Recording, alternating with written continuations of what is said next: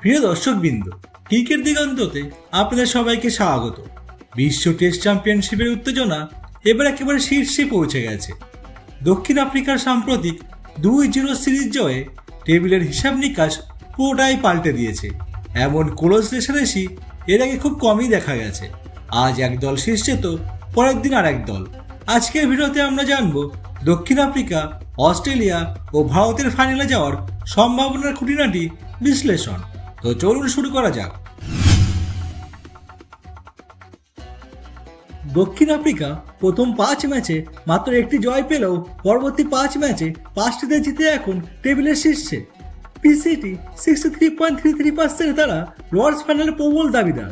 তবে পাকিস্তানের বিরুদ্ধে যদি 2টি ম্যাচ হেরে যায় তাহলে ভারতের এবং অস্ট্রেলিয়ার সুযোগ বেড়ে যাবে।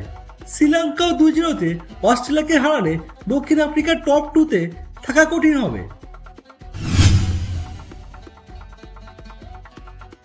অ্যাডিলেডে 10 উইকেটে দুর্দান্ত জয় পেলেও অস্ট্রেলিয়া এখন দ্বিতীয় স্থানে।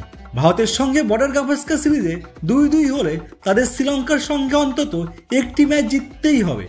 যদি 2-3 ব্যবধানে ভারত তাদের হারায় তবে শ্রীলঙ্কার বিরুদ্ধে 2 ম্যাচ জিতে তারা তাদের লর্ডসের স্বপ্ন টিকিয়ে রাখতে পারবে।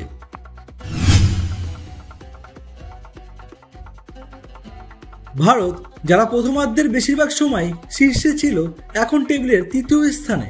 তাদের সাম্প্রতিক 4 হারের কারণে চাপে পড়েছে দল। যদি ভারত অস্ট্রেলিয়ার বিপক্ষে অন্তত 2টি ম্যাচ জেতে এবং একটি ড্র করে তবে তারা শ্রীলঙ্কা এবং দক্ষিণ আফ্রিকার উপর নির্ভরশীল হবে না। তবে 1-3 বা 1-4 ব্যবধানে হারলে ভারতের ফাইনালে যাওয়ার আশা একেবারেই শেষ।